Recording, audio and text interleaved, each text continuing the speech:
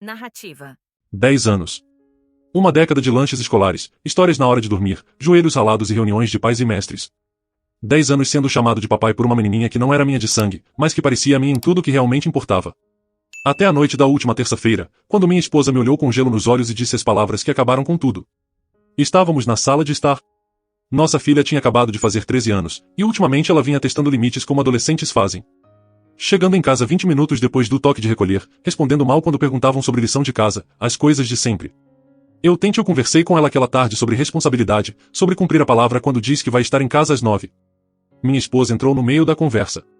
Eu esperava apoio. Em vez disso, ela me cortou no meio da frase.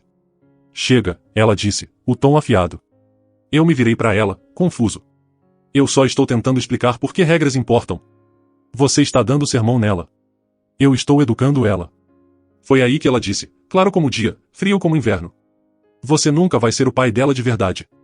Então para de agir como se fosse. A sala ficou em silêncio. Os olhos da nossa filha se arregalaram, depois rapidamente baixaram pro celular. Minha esposa só ficou parada lá, braços cruzados, esperando eu responder. Eu senti meu rosto esquentar, aquela mistura conhecida de raiva e mágoa. Mas eu não disse nada. Nenhuma palavra. Eu só olhei para ela por um longo momento, depois subi pro nosso quarto e fechei a porta. 10 anos de festinhas de aniversário que eu planeje, apresentações de dança que eu gravei, lição de casa que ajudei quando ela travava nas frações, dramas de adolescente que eu ouvi quando as amigas eram cruéis, café da manhã pai e filha toda manhã de sábado. Tudo isso descartado numa única frase. Eu sentei na beirada da cama, as mãos tremendo levemente. Não era a primeira vez que ela puxava a carta do "não é o pai biológico", mas antes sempre tinha sido sutil. Um comentário aqui e ali sobre como eu não entenderia certas coisas. Como o ex-marido dela teria lidado diferente. Pequenas alfinetadas que eu ignorava porque amava as duas. Mas isso era diferente. Isso era ela traçando uma linha na areia, na frente da nossa filha, deixando claro onde eu ficava na hierarquia familiar, que aparentemente era em lugar nenhum que importasse. Eu ouvi elas conversando lá embaixo. Não conseguia entender as palavras, mas o tom estava mais leve agora, como se nada tivesse acontecido, como se ela não tivesse acabado de me dizer que eu estava fingindo há uma década. Por volta da meia-noite, ela veio para a cama, não pediu desculpa, não explicou, só entrou debaixo das cobertas e virou de costas para mim. Eu fiquei olhando pro teto até ouvir a respiração dela ficar regular no sono. Foi aí que eu comecei a pensar com clareza, não emocionalmente, não esperando que ela acordasse e voltasse atrás, só pensando nos fatos. Eu tinha comprado essa casa antes de nos casarmos, só meu nome na escritura. Eu cobria uns 70% das nossas despesas porque ela trabalhava meio período e precisava de flexibilidade pro horário da nossa filha. Eu tinha colocado meus próprios desejos em espera incontáveis vezes porque família vem em primeiro lugar. E o que exatamente eu era para essa família? Segundo ela, não um pai, só um cara que pagava as contas e de vez em quando extrapolava os limites. Na manhã seguinte, eu acordei com um som de risadas vindo da cozinha. Olhei no celular, 7h30 numa quarta-feira. Eu me vesti em silêncio e desci.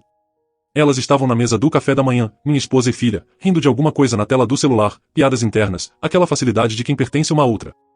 Quando eu entrei, as risadas não pararam, mas mudaram, ficaram meio performáticas como se estivessem provando um ponto. Bom dia, eu disse. Bom dia. Minha esposa respondeu, sem olhar para cima. Nossa filha sorriu para mim. O mesmo sorriso que ela tinha me dado milhares de vezes antes. Mas agora eu via diferente.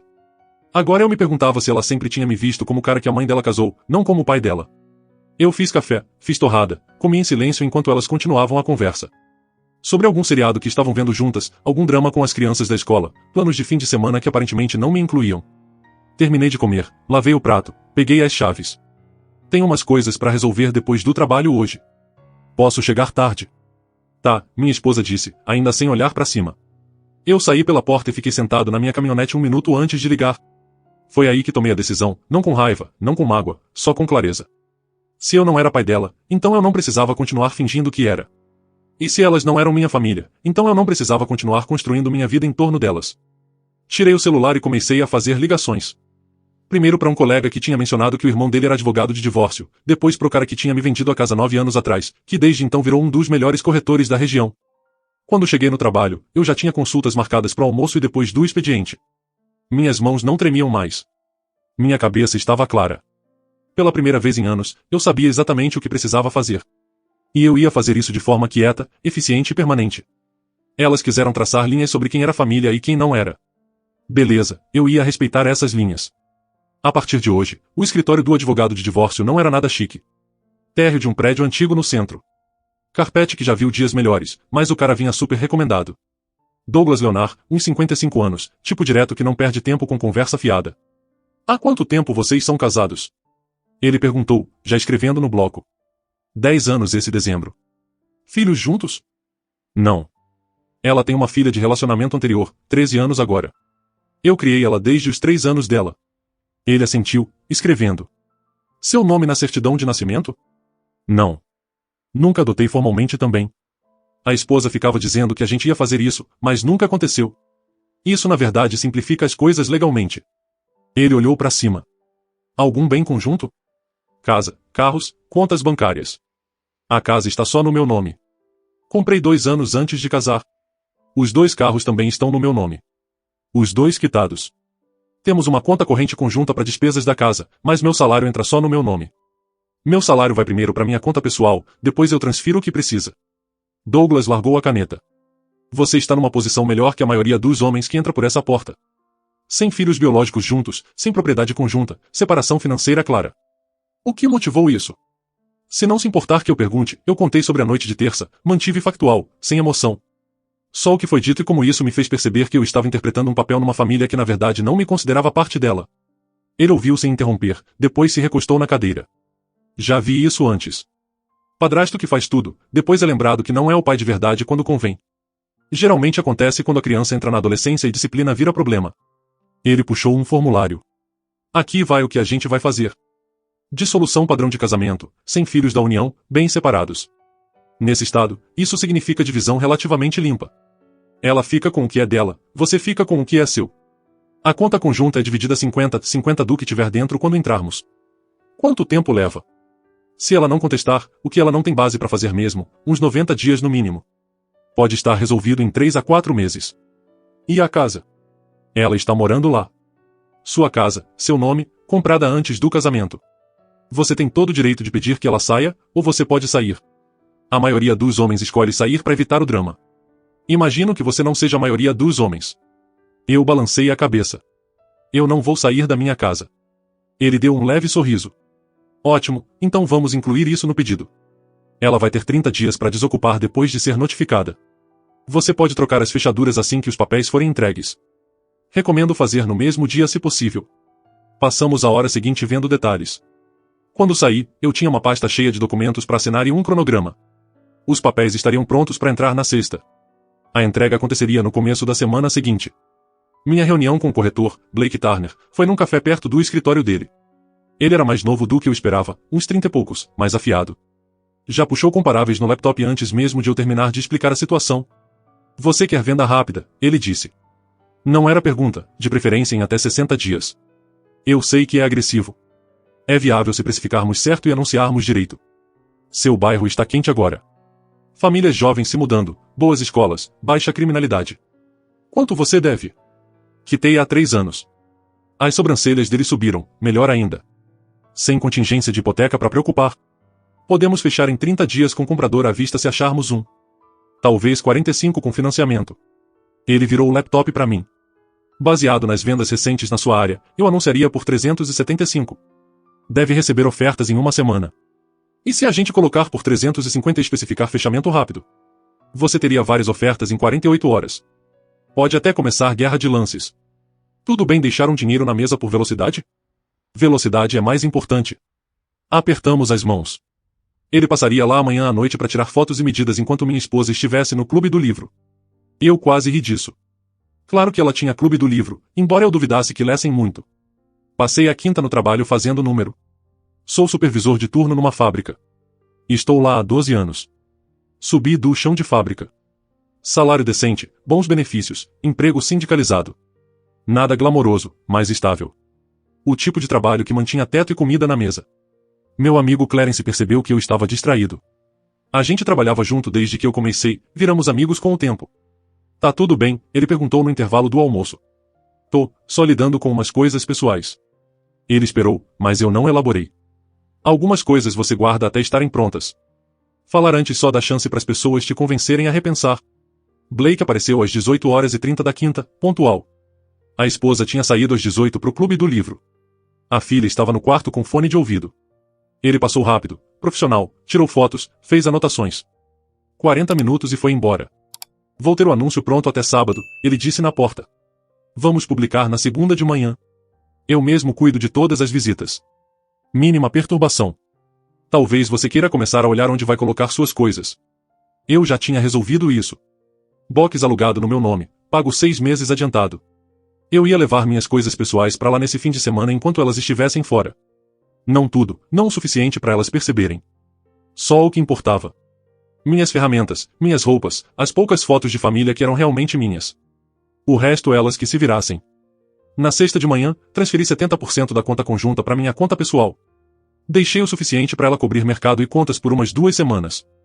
Depois disso, não é mais meu problema. Também tirei meu nome como usuário autorizado no cartão de crédito dela. Ela tinha renda própria do emprego meio período no salão, uns $1.800 por mês. Ia ter que aprender a viver dentro do orçamento dela. Os papéis ficaram prontos sexta à tarde. Douglas ligou para confirmar. Entramos segunda de manhã. O oficial de justiça entrega na sua casa, endereçado segunda à noite, por volta das 6. Serve para você. Eu faço questão de não estar lá. E esperto. Menos drama assim. Depois que ela for notificada, começa a contagem de 30 dias. Depois disso, se ela não sair, entramos com execução. Mas a maioria sai antes disso. Desliguei e fiquei sentado na caminhonete no estacionamento. 5 dias desde a noite de terça. 5 dias desde que ela me disse que eu não era o pai dela. Nesse tempo, eu tinha feito mais para me desvincular da vida delas do que a maioria faz em meses. E elas não faziam ideia de nada disso. É o que acontece quando te subestimam. As pessoas acham que silêncio é aceitação. Acham que porque você não discute, você não está planejando. Esquecem que a pessoa mais quieta da sala costuma ser a mais perigosa. Cheguei em casa aquela noite e jantei com elas como se nada estivesse errado. Passei o sal quando pediram. Ri de alguma piada que nossa filha contou. Lavei meu prato como sempre. Minha esposa me olhou uma vez durante o jantar com uma expressão que eu não consegui decifrar direito. Talvez suspeita. Talvez culpa. Não importava mais. Depois do jantar, subi e comecei a empacotar. Devagar. Com cuidado. Coisas que elas não perceberiam que sumiram até ser tarde demais. Até domingo à noite, 3 caixas estavam seguras no box. Na segunda de manhã, eu estava pronto para tudo mudar.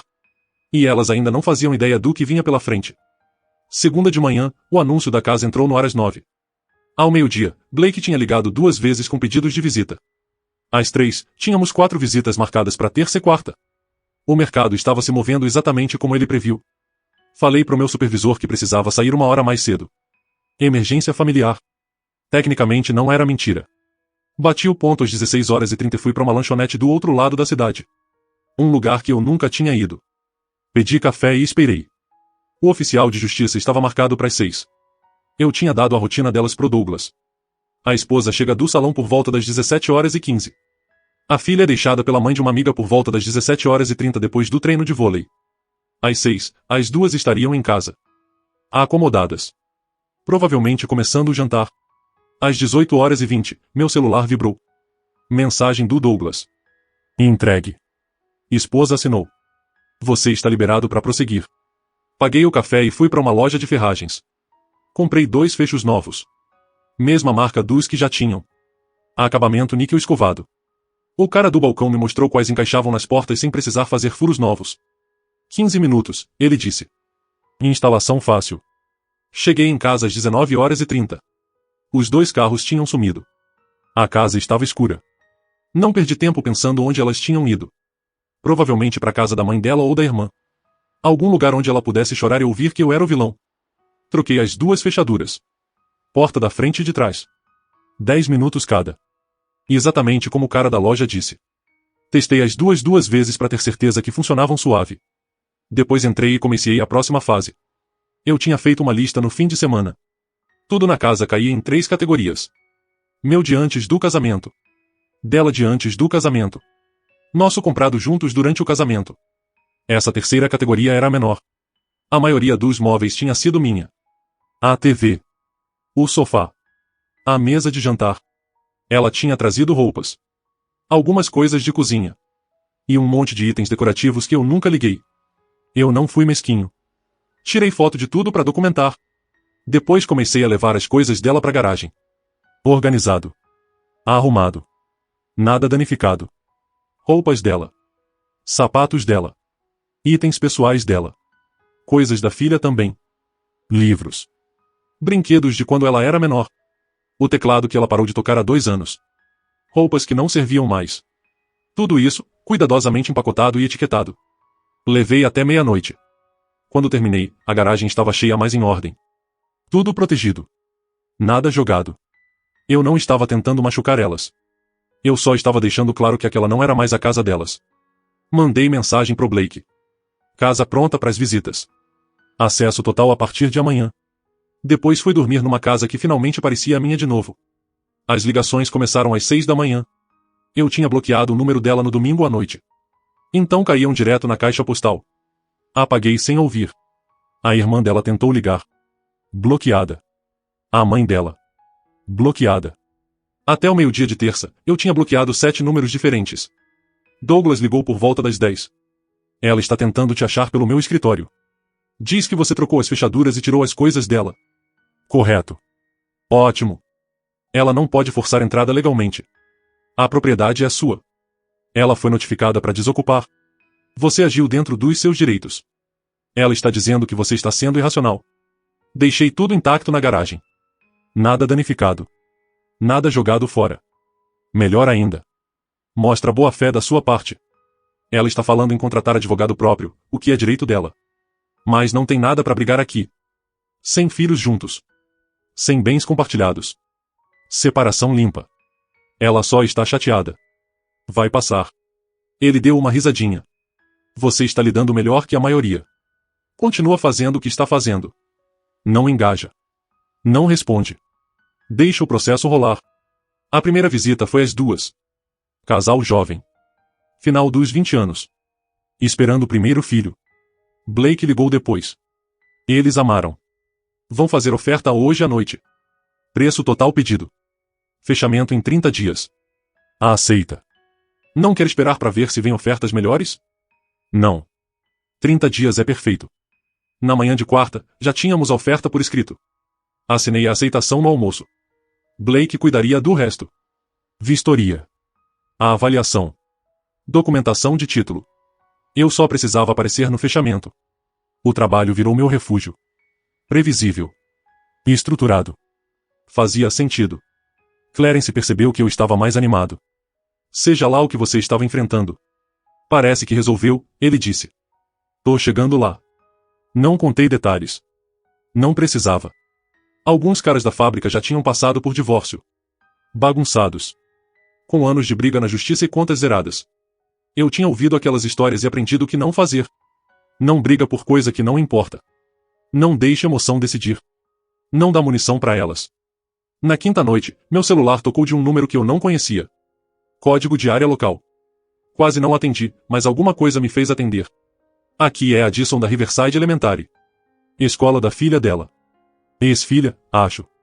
Temos sua filha aqui. Ela deveria ter sido buscada às 6, e não conseguimos falar com a mãe.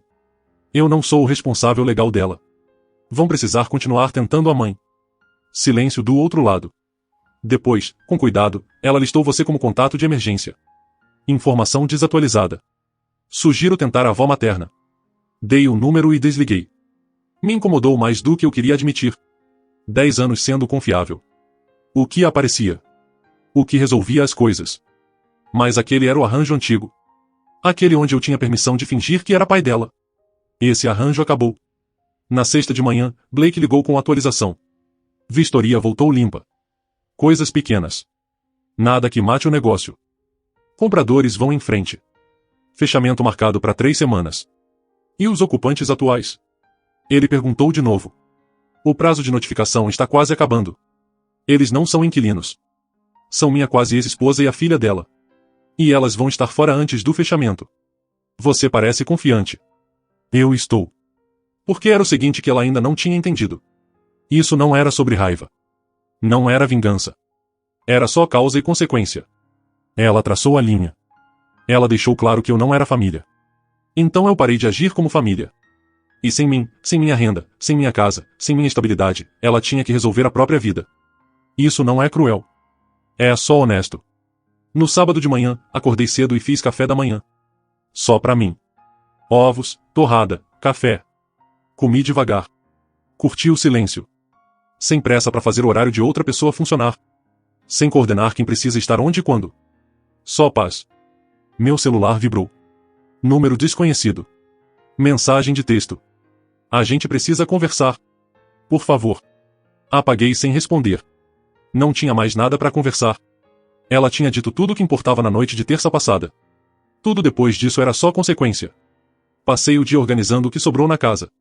Minhas roupas, minhas ferramentas, meus documentos. Comecei a pensar no que eu queria no próximo lugar. Provavelmente menor.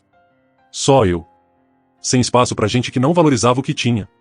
No domingo, a casa estava no mercado há uma semana. A venda seguia em frente. Os papéis do divórcio estavam protocolados e ativos. As fechaduras tinham sido trocadas. Minhas coisas estavam separadas das delas. E elas ainda tinham 23 dias para descobrir onde iam morar. 23 dias até esse capítulo se fechar completamente. 23 dias até eu poder começar do zero sem o peso de ser o pai e o caixa eletrônico conveniente de alguém. Eu não estava contando ansioso. Não estava comemorando. Eu só estava esperando a papelada alcançar o que eu já sabia que era verdade. Esse casamento acabou no momento em que ela me disse que eu não era pai dela. Tudo depois disso era só tornar oficial. A semana 2 foi diferente. O choque inicial tinha passado. E agora vinha a fase da negociação. Eu sabia que ia acontecer. Douglas tinha me avisado. Na terça de manhã, encontrei um envelope colado na minha caminhonete no trabalho. Escrito à mão, letra dela. Quase joguei fora sem abrir. Mas a curiosidade falou mais alto. Dentro tinha uma carta de 3 páginas. Pedidos de desculpa, explicações, promessas de mudança. Ela não quis dizer do jeito que soou. E estava estressada. Valoriza tudo o que eu fiz. A filha sente minha falta. A gente pode consertar isso. Por favor, só fala com ela. Li uma vez. Depois passei no triturador de papel da sala de descanso. Clarence me viu fazendo e não perguntou nada. Cara esperto. Na quarta, a mãe dela apareceu na fábrica. A segurança me chamou do portão. Tem uma Beatrice Nolan aqui perguntando por você. Diz que é família. Não é. Fala que eu estou indisponível e que ela precisa sair da propriedade. Pode deixar. 10 minutos depois, segurança ligou de novo. Ela está se recusando a sair. Diz que vai esperar até o seu turno acabar. Eu mesmo desci até o portão. Ela estava parada do lado do carro dela, braços cruzados. Aquele olhar no rosto. O mesmo olhar que a filha dela já tinha me dado 100 vezes. Decepção misturada com julgamento. A gente precisa conversar sobre essa situação, ela disse antes que eu pudesse falar. Não, não precisa. Você está jogando uma família fora por causa de uma discussão. Não é assim que casamento funciona. Sua filha me disse que eu não sou pai da neta dela. Ela deixou muito claro onde eu fico. Eu só estou respeitando esse limite. Ela estava nervosa. As pessoas dizem coisas que não querem dizer quando as emoções estão altas. Ela quis dizer. E mesmo se não quisesse, disse na frente da filha. Isso me diz tudo o que preciso saber sobre como ela me vê. O rosto da Beatrice suavizou um pouco, tentando outro ângulo. Pensa na Laila. Ela tem 13 anos. Está confusa e machucada. Você está na vida dela desde os 3 anos dela. Você não pode simplesmente virar as costas para isso. Eu não virei as costas. Me mostraram a porta. Tem diferença. Então você vai punir uma criança porque está bravo com a mãe dela? Essa quase me pegou. Quase. Mas eu já tinha pensado exatamente nessa conversa. Sabia exatamente como ia ser. Eu não estou punindo ninguém. Eu estou me retirando de uma situação onde me disseram que eu não pertenço. A Laila tem mãe. Tem um pai biológico em algum lugar. Tem você, a avó. Ela vai ficar bem. Ela não precisa de alguém que está só fingindo. Você sabe que o pai dela sumiu desde que ela tinha 2 anos. Não é mais meu problema. Beatrice me encarou por um longo momento. Eu podia ver ela tentando achar outro ângulo, outra entrada. Finalmente, ela balançou a cabeça. Nunca achei que você fosse tão frio. Eu não sou frio. Só cansei de ser conveniente. Ela foi embora. A segurança ficou olhando ela ir embora, depois me deu um aceno enquanto eu voltava pro chão de fábrica. A quinta trouxe outra abordagem. A irmã dela, Bonnie, me adicionou num grupo de mensagem com outras 6 pessoas. Familiares que eu vagamente reconhecia de jantares de feriado ao longo dos anos. A mensagem era simples. Precisamos ter uma conversa sobre isso. Domingo na casa da mãe. 2 da tarde. Por favor, venha. A gente pode resolver isso. Respondi pro grupo inteiro. Não tem nada para resolver. O casamento acabou. Entrei com divórcio. O resto é entre meu advogado e o dela. Por favor, não me contatem mais. Depois saí do grupo e bloqueei todos os números novos. Blake ligou na sexta com boa notícia. A avaliação veio no preço pedido. Compradores liberados para fechar. 2 semanas agora. Ele já tinha começado a anunciar na rede dele como sob contrato para evitar mais pedidos de visita. E os ocupantes atuais? Ele perguntou de novo. Não estão ocupando. Estão ficando em outro lugar desde que troquei as fechaduras. Ótimo. Deixe a transição mais limpa. Os novos donos querem entrar logo depois do fechamento. Deve dar tudo certo. Naquela noite, passei de carro pela casa. Só para checar. Ver se não parecia danificada ou abandonada. Os 2 carros estavam na garagem. Luzes acesas dentro. Continuei dirigindo. Não parei. Não diminuí. O que quer que estivesse acontecendo lá dentro não era mais minha preocupação. No sábado, levei mais coisas pro box. Sem pressa. Fiz tudo organizado direito. Etiquetei as caixas claramente. Ferramentas numa seção. Roupas em outra. Documentos importantes numa caixa à prova de fogo. Eu estava construindo a base para o que viesse depois, e queria que fosse sólida. Meu celular tocou enquanto eu carregava a caminhonete. Outro número desconhecido. Quase não atendi, mas alguma coisa me fez atender. Oi. Era a voz dela. Baixa, cansada. Eu sei que você não quer falar comigo, mas por favor só escuta 1 minuto. Eu não desliguei. Também não falei nada. Só esperei. Eu errei. Eu sei disso. O que eu disse foi horrível, e eu não posso voltar atrás. Mas a gente construiu uma vida juntos. 10 anos. Isso tem que significar alguma coisa. Continuei sem responder. A Layla chora toda noite. Ela não entende por que você não fala com ela. Ela acha que você odeia ela. Eu não odeio ela. Então por que você está fazendo isso? Porque você deixou claro que eu não sou pai dela. Então estou agindo de acordo. Os sentimentos dela sobre isso são algo que você precisa ajudar ela a processar. Não eu. Ela te ama. Sempre te amou. Então você não devia ter me dito o contrário na frente dela. Silêncio na linha. Eu podia ouvir ela respirando, tentando achar as palavras certas. A casa está sendo vendida, ela disse finalmente. Para onde a gente vai? Isso não é problema meu para resolver. Temos 2 semanas. Vocês têm 2 semanas. Eu tenho data de fechamento.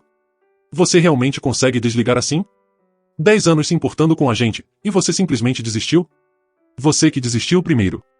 Só não esperava que eu concordasse. Eu não pensei que você fosse levar até o fim. Esse foi seu erro. Então é isso. 10 anos, e você simplesmente acabou? Você acabou primeiro. Só não esperava que eu concordasse. Ela começou a chorar então. Não o tipo manipulador. O verdadeiro. Quando alguém percebe que quebrou algo que não tem conserto. Eu sabia porque já tinha ouvido esse choro antes, de outras pessoas em outras situações. É o som das consequências chegando. Desculpa, ela disse entre as lágrimas. Desculpa mesmo. Por favor, a gente pode só conversar pessoalmente? Pode resolver isso? Não tem nada para resolver. Os papéis estão protocolados. A casa está vendida. Vocês têm 2 semanas para pegar as coisas de vocês e achar um lugar. Depois disso, essa conexão está completamente cortada. E a escola da Layla? As amigas? A vida inteira dela está aqui. Essas são todas coisas que você devia ter pensado antes de decidir me lembrar que eu não sou pai dela. Ações têm consequências. Essa é a sua. Desliguei antes que ela pudesse responder. Bloqueei o número. Voltei a carregar caixas. No domingo à noite, eu já tinha tudo o que queria guardar no box. A casa estava funcionalmente vazia exceto pelos móveis que elas precisariam levar. Camas, mesa de cozinha, itens pessoais na garagem. Todo o resto era meu e já tinha sumido. Fiquei parado na sala vazia e senti nada além de alívio. Esse espaço estava cheio de tensão há anos. Eu só não tinha admitido.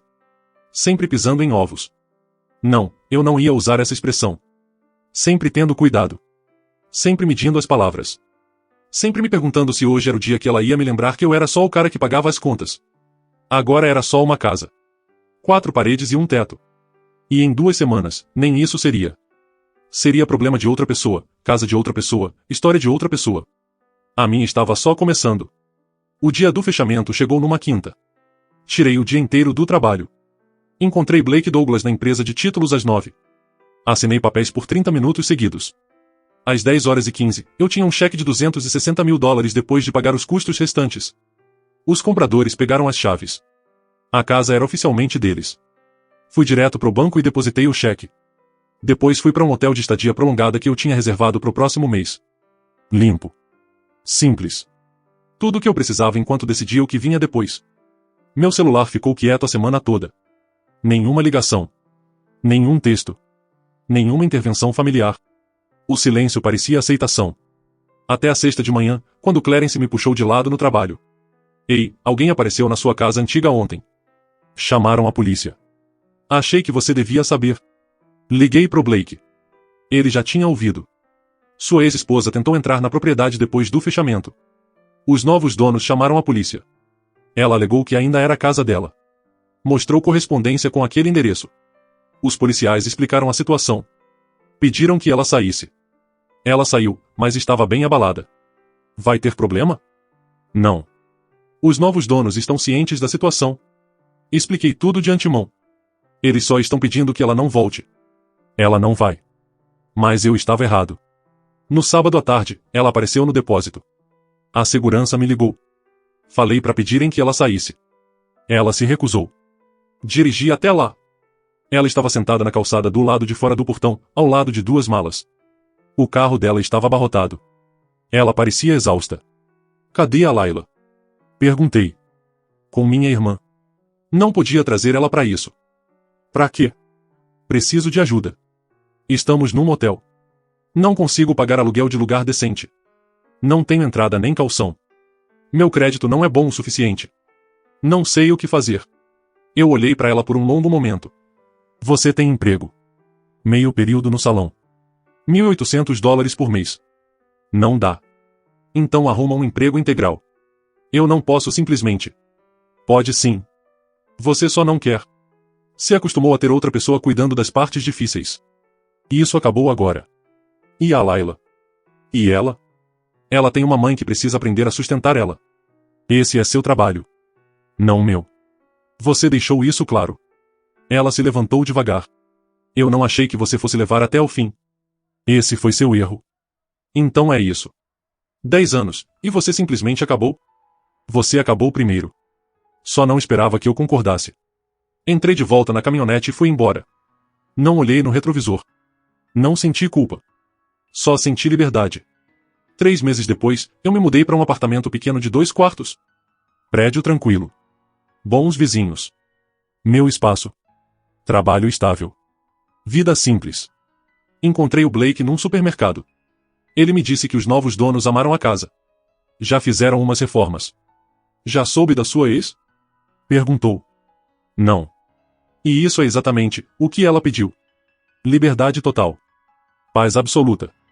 Nenhum pai de mentira para sustentar, nenhum marido de fachada para bancar o provedor, nenhuma voz me dizendo onde eu fico na hierarquia familiar. Eu nunca mais ouvi falar diretamente dela. Só fragmentos que chegavam pelo vento e mudaram para um apartamento pequeno do outro lado da cidade. Ela pegou um segundo emprego à noite no salão. Lá ela começou a passar mais fins de semana com a avó porque o dinheiro não dá para tudo. A menina cresceu rápido, como acontece quando a realidade bate na porta mais cedo do que deveria. Eu comprei uma casa menor, num bairro mais tranquilo, com quintal suficiente para uma churrasqueira e uma rede. Trabalho o mesmo turno, ganho o mesmo salário, mas agora 100% dele fica comigo. Viajo quando quero. Durmo até tarde nos sábados sem culpa. Não tenho mais que perguntar se posso, se incomoda, se é muito egoísmo cuidar de mim mesmo. Às vezes, no supermercado ou no posto de gasolina, vejo alguém que conhecia da antiga vida. Perguntam como eu estou. Eu sorrio e digo a verdade. Melhor do que nunca. Porque é verdade. Ela queria que eu parasse de agir como pai. Eu parei. Ela queria que eu parasse de agir como marido. Eu parei. Ela queria que eu entendesse que eu nunca fui família de verdade. Beleza. Entendido. Agora ela tem exatamente o que pediu e nenhuma família minha. E eu, finalmente, tenho a minha própria. E sabe o que descobri? É grande o suficiente para um homem só. É silenciosa o suficiente para eu ouvir meus próprios pensamentos. E é, pela primeira vez em 10 anos, 100% real. Fim.